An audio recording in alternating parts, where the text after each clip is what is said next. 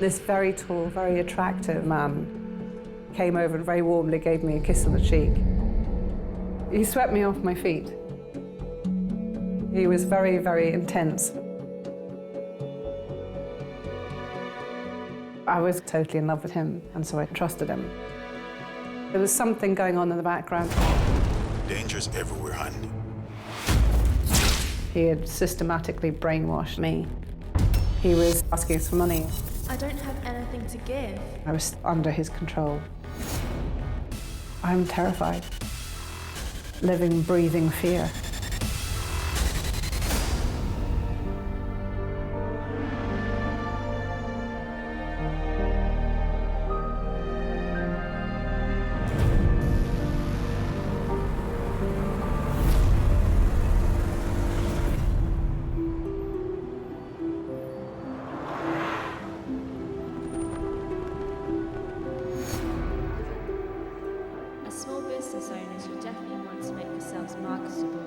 I was working as business advisor for the Scottish Enterprise Network, having the time of my life.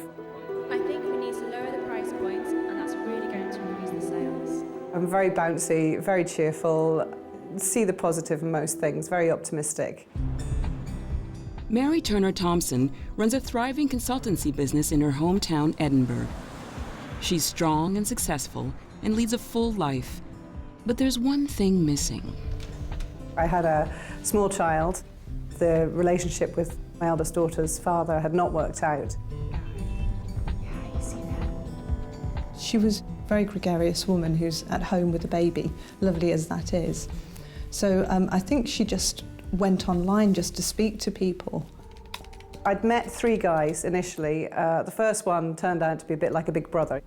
The second one came across like the mad axe murderer. And the third one was just after a new social life. I just thought, that's it, I don't want to have anything more to do with it. Unbeknownst to me, they keep the profiles on the system. So it was about 6 months later that I actually got the email from Will Jordan. He told me all about the fact that he was American and he came from New Jersey. He works as an IT consultant in the UK. He seems just perfect. I share your view in personal responsibility. I might as well say at the outset that I'm seeking a long-term relationship, so a quick fun seeker would not find me desirable. He seems so genuine and so relaxed. We were emailing 5, 6 times a day, and it's very exciting.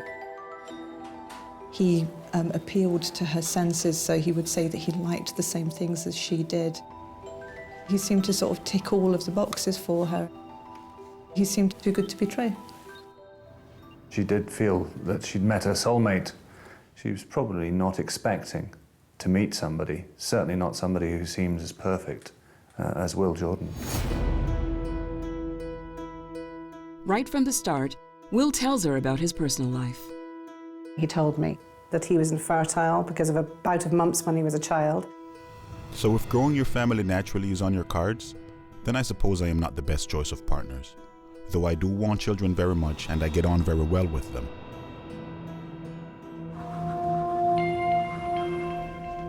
I gave him my number about 2 weeks into talking to him on email, and he promised he was going to call within the hour. And I waited, and I waited, and I waited, and no call came. And as the hours went by, I started to worry that something had happened. And I was really very concerned for him. 2 days later, I got an email from him saying that he'd been called away to Spain. I was very angry and very upset.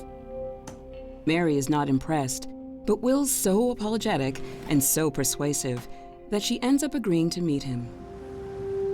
We organised to have lunch at a central location in Edinburgh.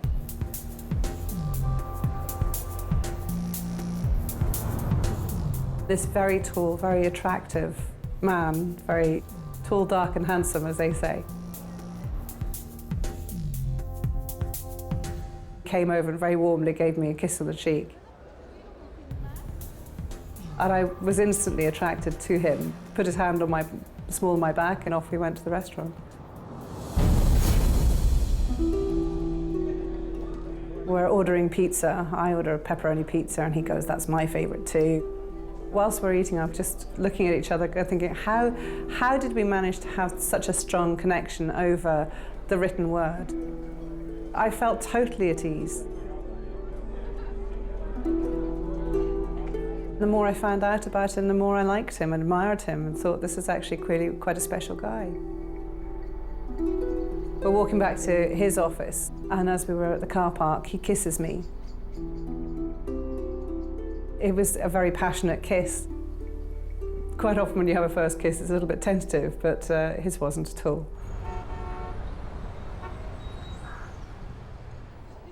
She phoned me up and was just bubbling over. She was just so happy she'd met this amazing chap who couldn't have children, so was delighted that she already had a daughter.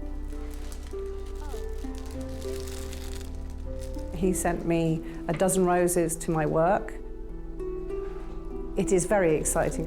We just seem to be totally in sync.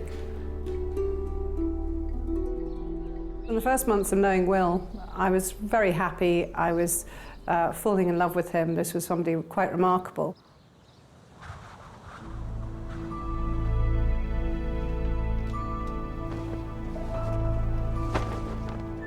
We made love. He was very, very intense, very focused.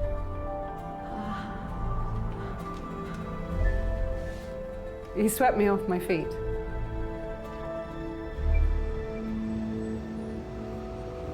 Early in their relationship, Mary invited Will Jordan to meet the family. I'd really like for you to meet my parents. I think it's that time in our relationship. I think you're right. Really? This was an important moment. She wanted her family to meet this person that she's been talking about all this time.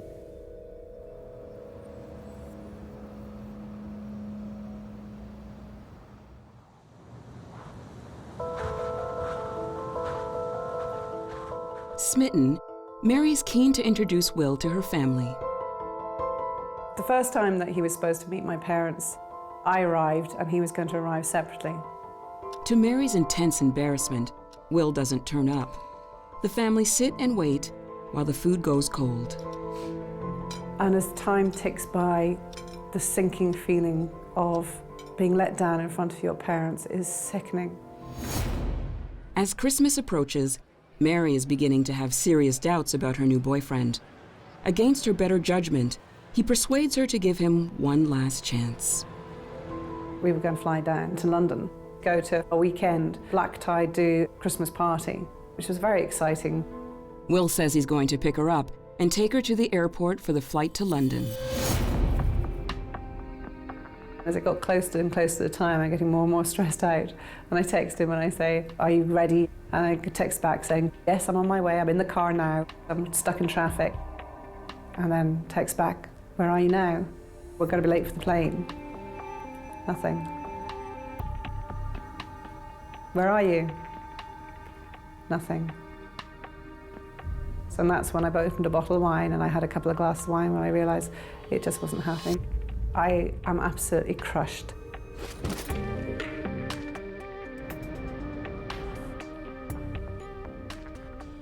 I sat there thinking, that's it, it's enough. I've been let down too badly.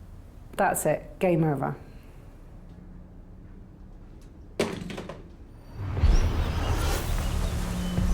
Didn't hear from him again until the morning. I don't think I even said anything to him. Went into the kitchen and just leaned against the cooker with my arms crossed and my legs crossed, waiting for some sort of explanation. I was angry. I was really, really angry. I was going, this is just not good enough, and I'm not going to put up with this. And I'm finishing the relationship. And he says, well, I'm really disappointed we're not going to London because I had a very specific reason to do so. And he said, I wanted to give you this. And he handed me a fluffy teddy with a ribbon around its neck. I had to uncross my arms to take the bear and realised that on the collar of the bear, on the ribbon, is a ring. His proposal came right out of left field, and I was completely taken aback. Mary is thrown off guard. The ring's a huge surprise. But that's nothing compared to the terrifying secret her boyfriend is about to reveal.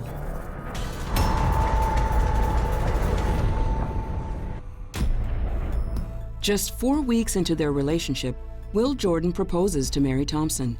She agrees to think about it. I had only known the man for a month or two, and there was no way I would marry somebody I had only known for that short space of time. He says that he loves her, he wants to be with her for the rest of her life. So she forgives him. I mean, everybody wants to be married. He persuaded me to wear the ring until I changed my mind. That ring effectively told everyone that he may not show up to meet my friends, but he does want me for life.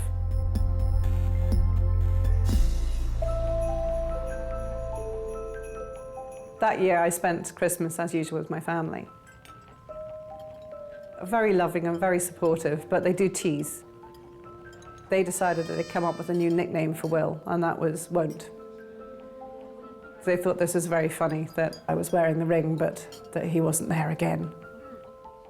My parents obviously thought he was not necessarily good boyfriend material.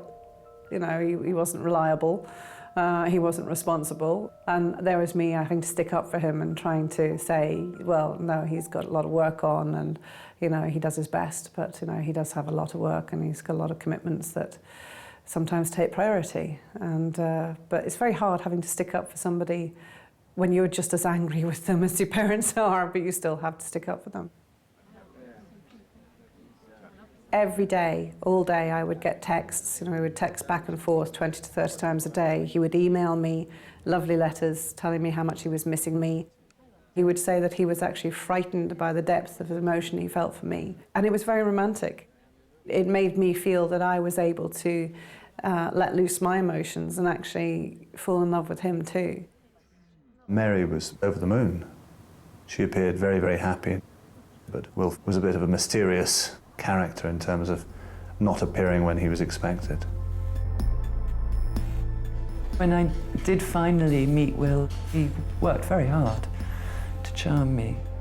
One of the things that Mary had raved about him was that he spoke Japanese, and I was living out in Japan. I asked him a very, very simple question in Japanese, which, even if he'd only spoken quite basic Japanese, he should have been able to understand.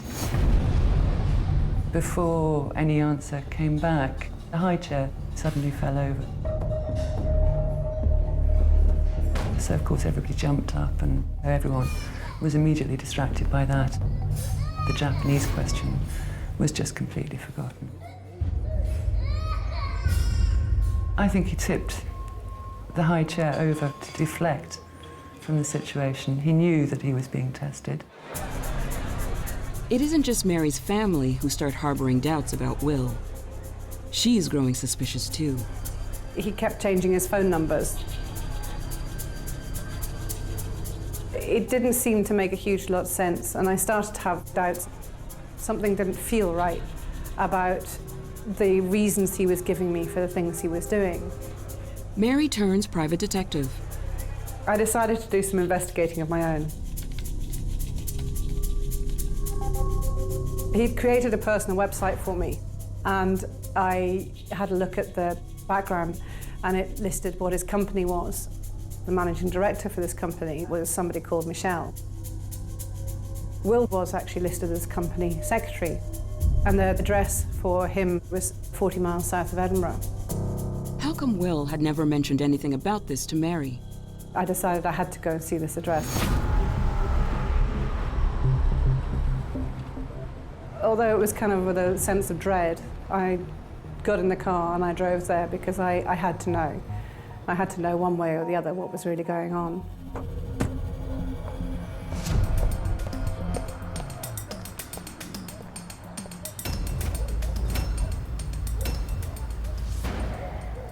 Mary is totally unprepared for what she finds at Will Jordan's company headquarters. I looked over the gate and there were children's toys in the garden. And I was stunned and really, really taken aback.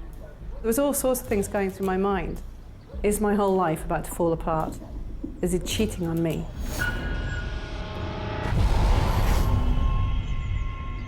Although that's the rational thought, he's married, he's got children. It just didn't fit with who he was. Because the one thing I was absolutely 100% sure about was that Will Jordan was infertile.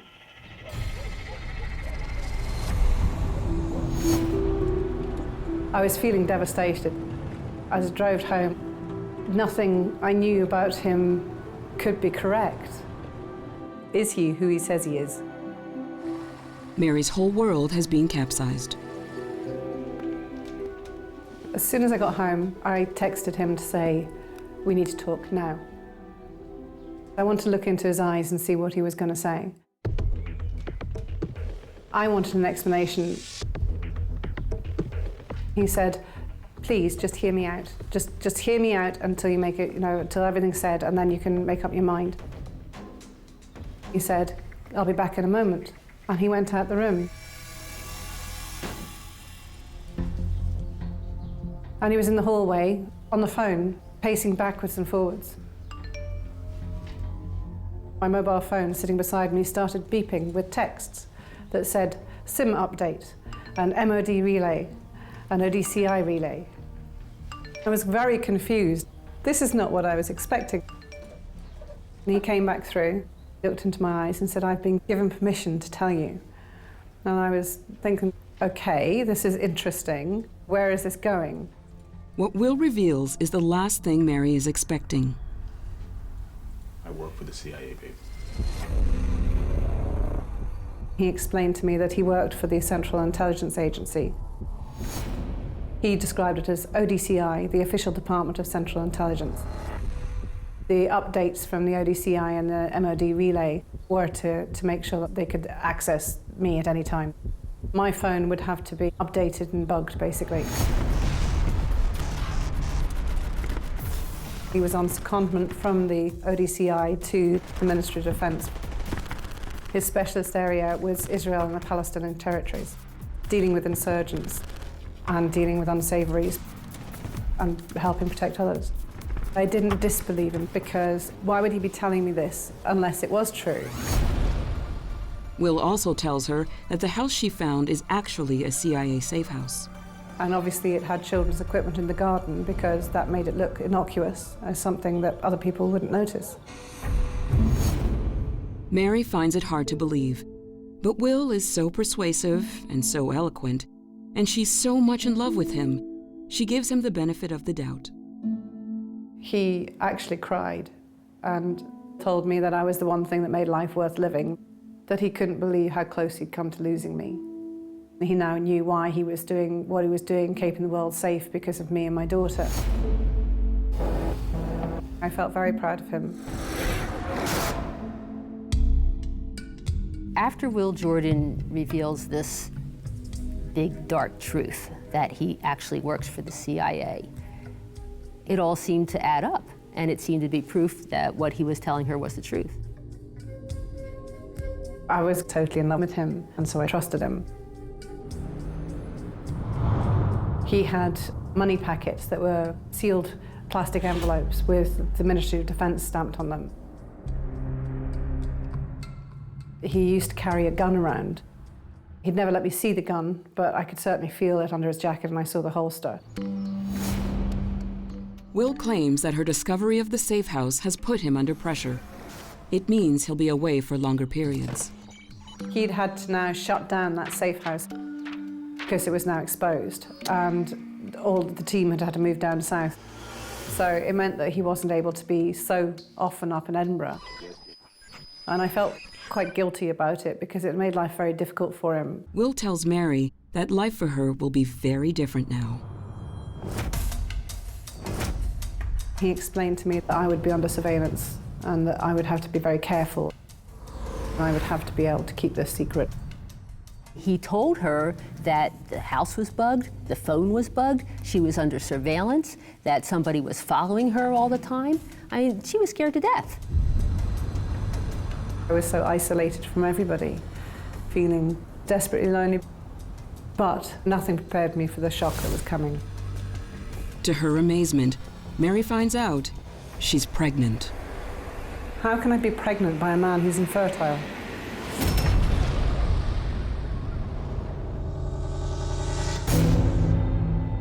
I was completely convinced that Will would think I'd had an affair.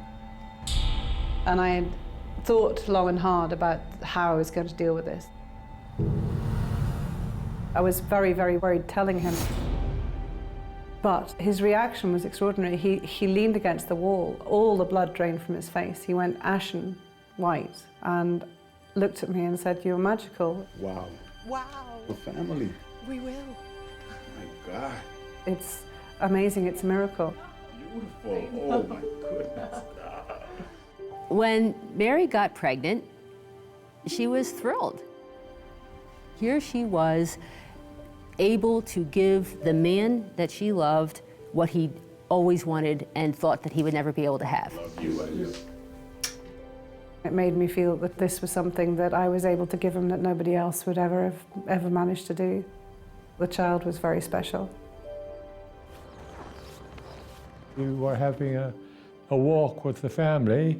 He drew me aside and asked formally for my permission to marry Mary. I was quite impressed by it, and I said yes.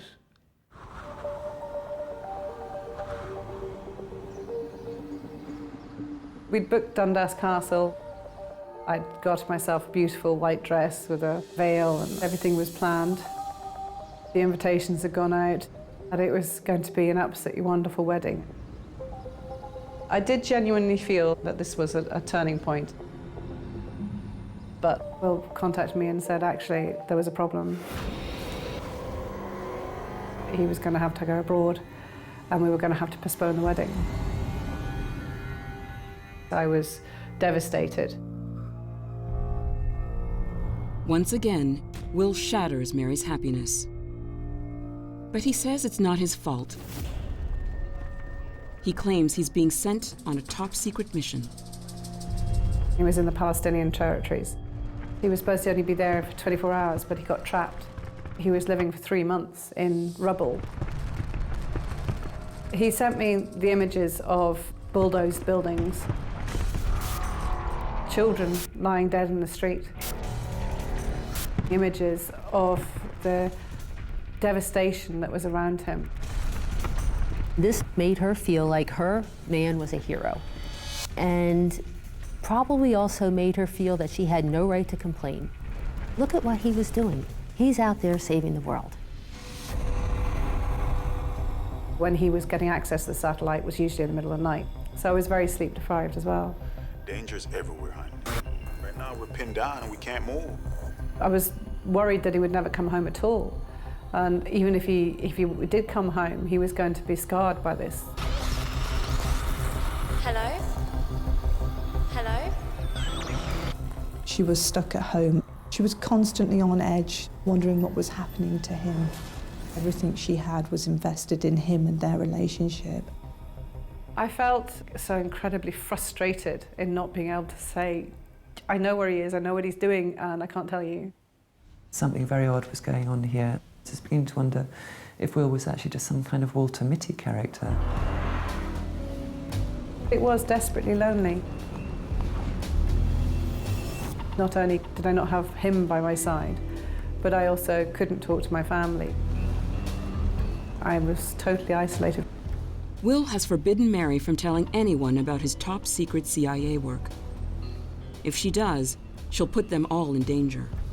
But in desperation, she confides in her closest friend. When she told me that Will worked for the CIA, it didn't seem quite believable, but she was absolutely sure. She believed in him and that what he was doing was good. Mary's baby is due any day now, but there's no sign of Will. I felt frustrated by the fact he just didn't seem to care.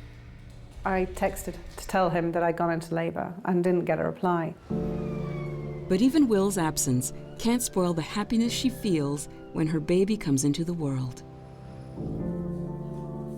This lovely little girl with blue eyes and black curly hair was born safely and healthy. I fell in love with her from the moment I saw her. She was absolutely beautiful. Will wasn't there. I felt, well, Superman's off saving the world. People's lives are being saved. How can I complain about being stood up, even for the birth of our child, if he's going through such horrors? After almost 6 months marooned in Palestine, Mary's fiancé finally reappears at the family home. He was very thin, very pale, very ill. He looked almost half the man he had been. He lay down on the bed with our daughter and the baby and just looked at her and just looked at her for hours. Just was so in awe of the fact that he was now a father.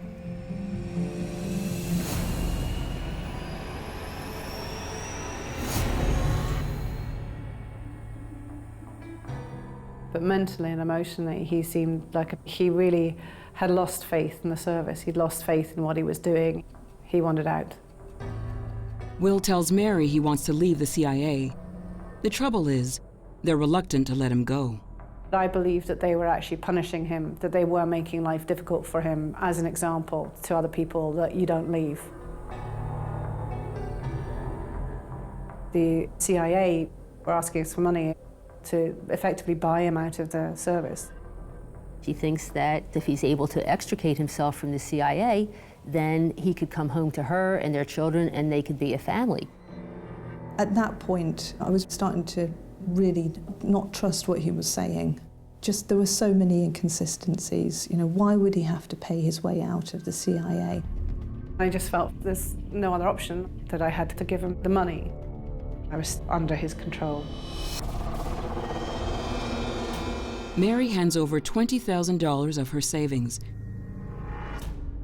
It's a price worth paying. Now he can start his new life with her. And I just felt finally things were going to change. Finally, we were going to be together as a family. It was a very happy time for me. No, he was alive and safe and well, and I didn't have to worry about him being in danger. My mum was the one who always looked after us and stuff, who fed us, dressed us, got us clothes, looked after us. And like Will and my dad, they were just, the kind of thing on the side. They were like the fun people that would come and say hello to us every once in a while, kind of thing. Will was always like the super dad. He was always like really strong, helping her with the dishes, helping with cooking, helping putting us to bed. Always giving us piggybacks and, lifting up in the air. So we decided that we were going to get married again. With the last of her savings, Mary organizes a last-minute wedding. I rang my parents and my sisters and my brother and I said, I'm getting married today if you want to come down.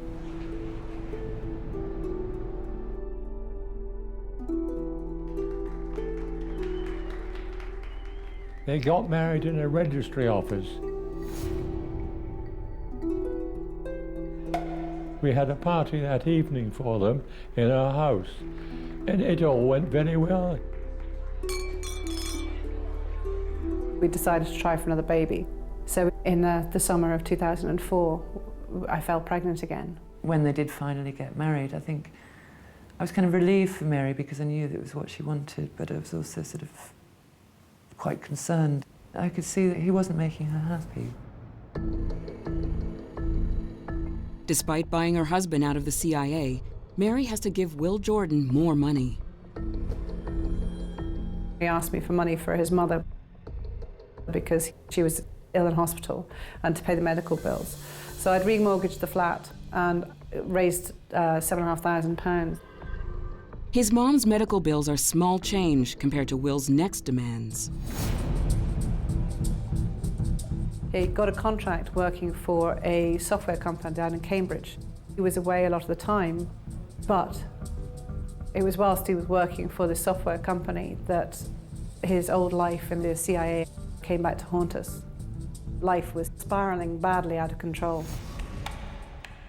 Despite leaving the intelligence service, Will tells Mary he's being blackmailed by an enemy agent.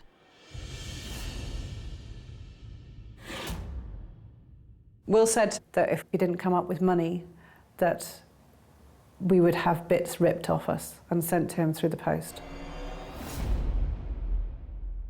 How better to hurt him than through his wife and his children. I dream about people breaking into the house.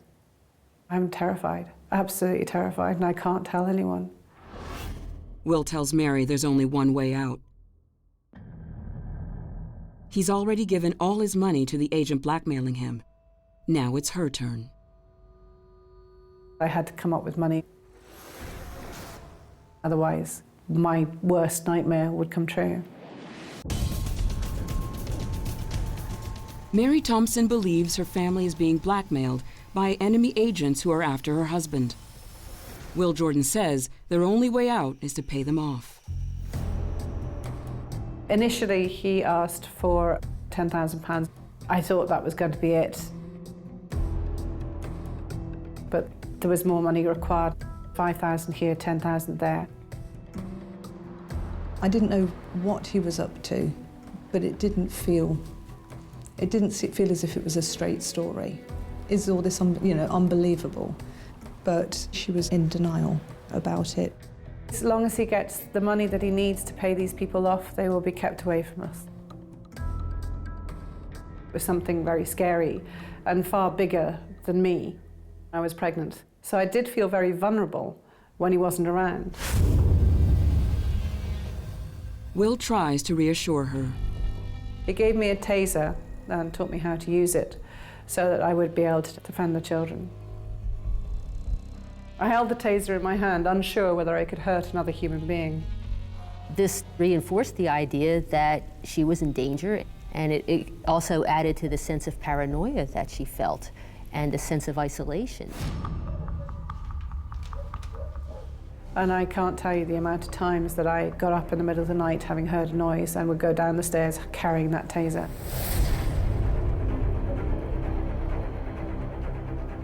I mean, it's just living, breathing fear. Very quickly, any money that we had in the bank was gone. Very quickly, I had to raise more money. I remortgaged the flat. That money was gone. In desperation, Mary turns to her brother.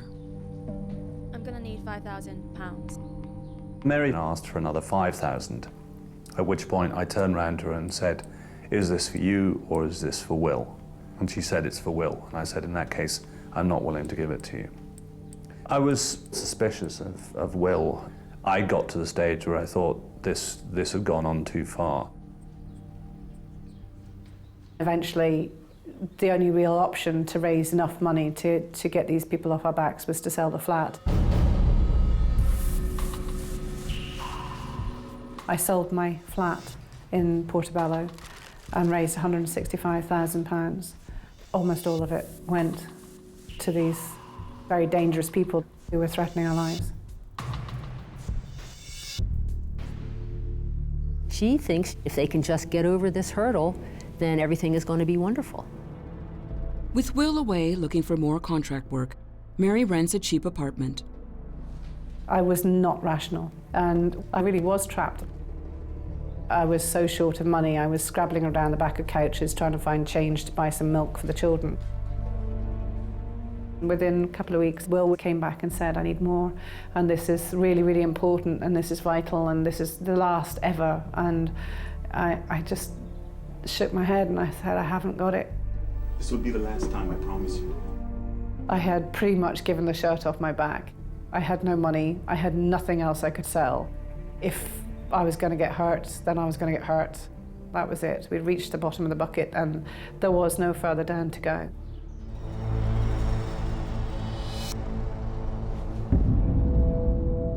I was pregnant and alone, but I just had to keep going.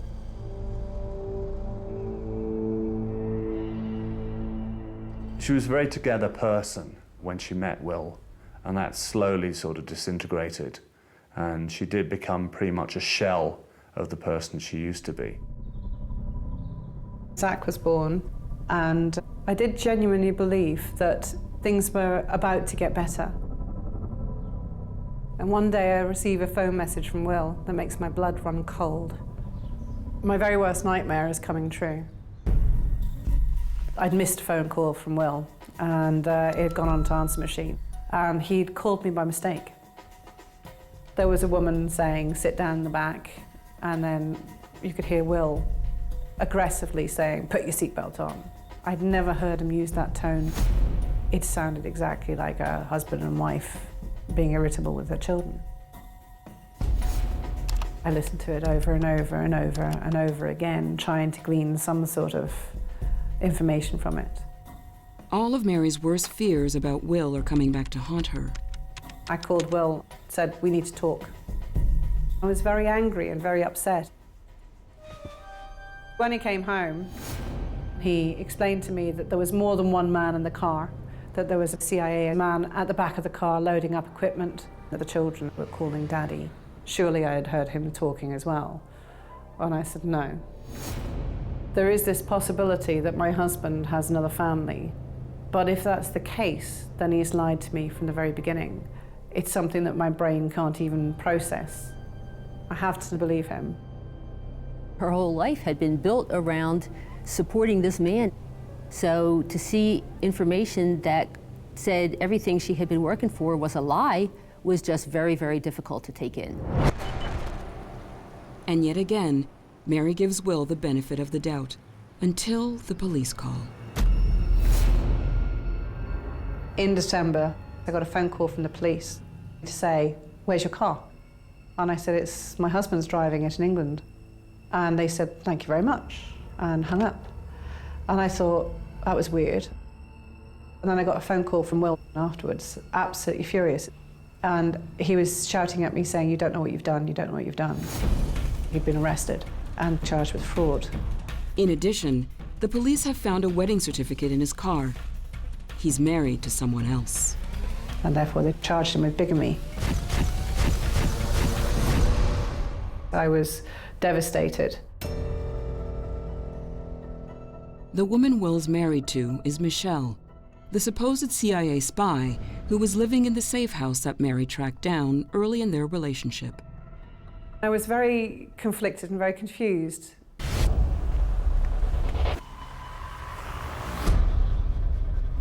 He said I wasn't to say anything. I was not to answer any questions because they were going to try and trip me up. So when the police rang me and said that he'd been charged with bigamy, I kept quiet. I was scared to remove any evidence that I'd ever known anything about Michelle. So, under his instruction, I shredded the details I had, the company house records I had, showing that Michelle was the company director. I took any receipts and I shredded them and I burnt them in the grate. And I took the ashes. And as instructed to Will, I walked down the street to check I wasn't followed and then put them in somebody else's bin.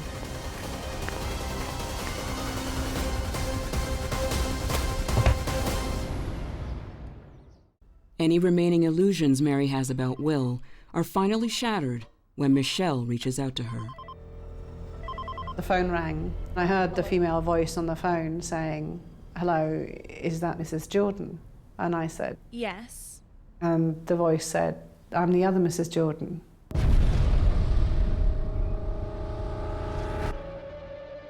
So finally, after 6 years, 2 children, $300,000 in debt, humiliated and broken-spirited, I have to face the truth.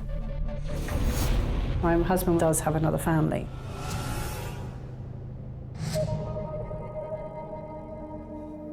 I came across Mary's number. It was on his phone. I had the number 2 years before I had the courage to call it. I could hear the panic in Mary's voice. I just did what I felt was instinct, which was to just get in the car and go to her. I rang my good friend Karina and said, I need to talk. Mary had had a phone call from Michelle, who was Will's other wife, and she was going to come up on that day, which would be for the first time, you know, that they would have met each other. We sat down and I told her everything from the very beginning. I told her the whole story. I unburdened myself from all this trauma and pain that I'd been through and how much I had trapped it inside. And it was difficult and embarrassing and hard and emotional. Everything's going to be okay. She was brilliant. She sat, she listened to me, she didn't judge. She was very supportive. Mary had only just found out about this woman, so I wanted to be in the house when she arrived. Finally, the two Mrs. Jordans come face to face. There was no denying this evidence in front of me. She showed me the wedding certificate.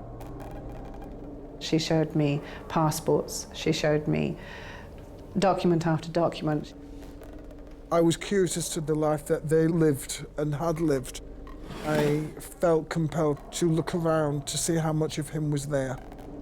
It was a very strange experience because she walked around the house saying, "Oh, I've got one of those. Or we've got that. Is that Will's? I've got one of those." He'd kept a lot of things consistent between their lives. So you could see Mary's life disintegrating as this other woman walked around the apartment. Sorry. We sat and cried through the night, and I felt sad for Mary because she'd been duped. Mary is still struggling to come to terms with the reality. It didn't make any sense that this person who seemed so genuine and charismatic and charming and confident set me up so callously from the very beginning. He had systematically brainwashed and stressed me to the point that I was totally under his control. Shortly after Michelle left, I sat down on the bed and I texted Will and ended the relationship.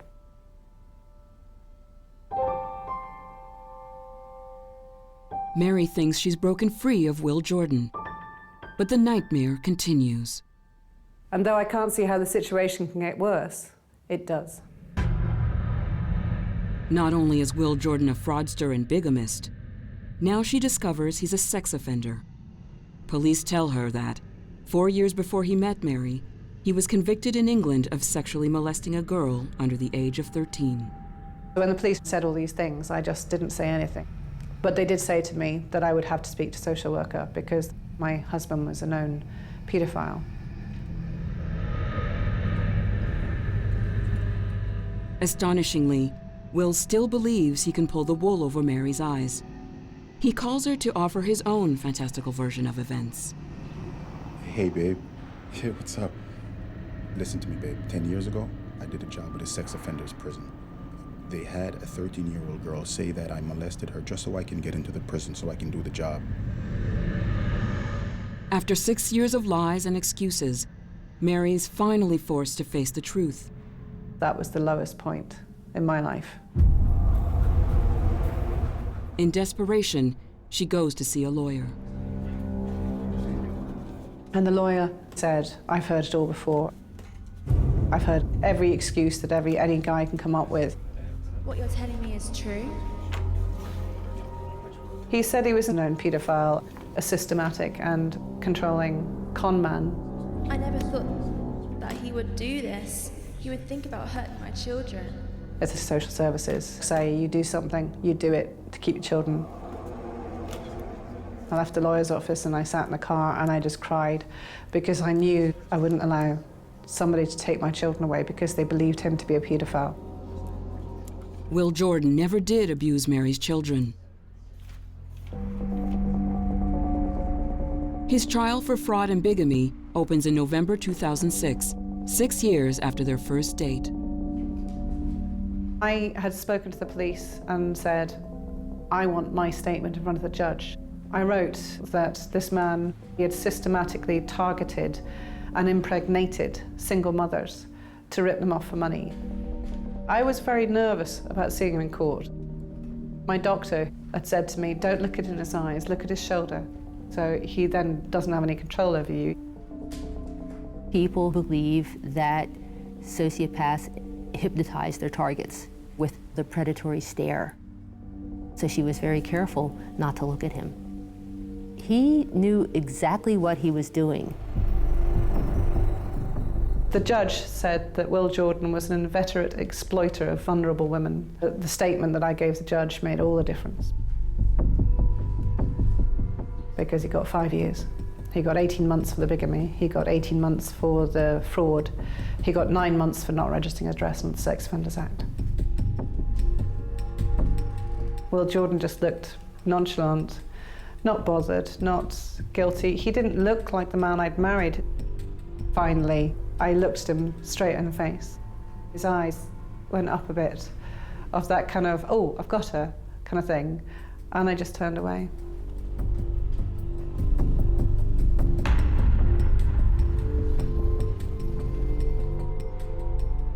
I've never felt any need for revenge or anything like that, but it felt good to say, I've got the power back. It's mine, not yours. You don't have any control over me anymore. Will Jordan serves part of his sentence in a British prison. In 2009, he's released and deported to the United States.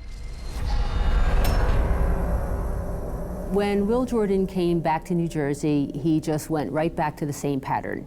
He took out an ad on Match.com and started looking for another single mother who he could target. Mary now helps other women deal with manipulative predators like her former husband.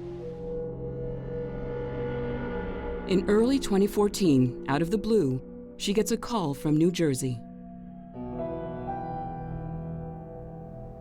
My name is Michelle. I am engaged to who I thought was Liam Allen, who turned out to be William Allen Jordan, and not at all who I thought he was meant to be.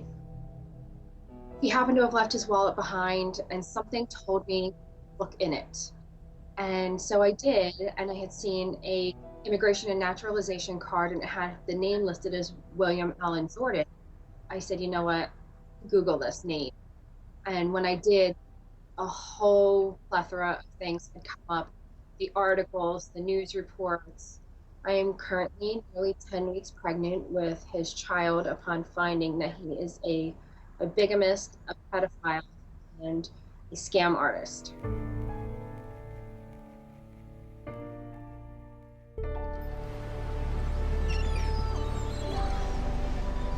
I finally now accept the truth that Will Jordan is a sociopath and that his only pleasure in life is manipulating other people. Mary's a strong woman. She's moving on with her life. She's taking care of her kids. And she's also speaking out about what has happened to her. And I applaud her for doing that.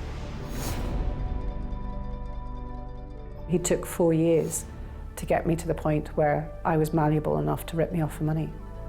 It's a long con.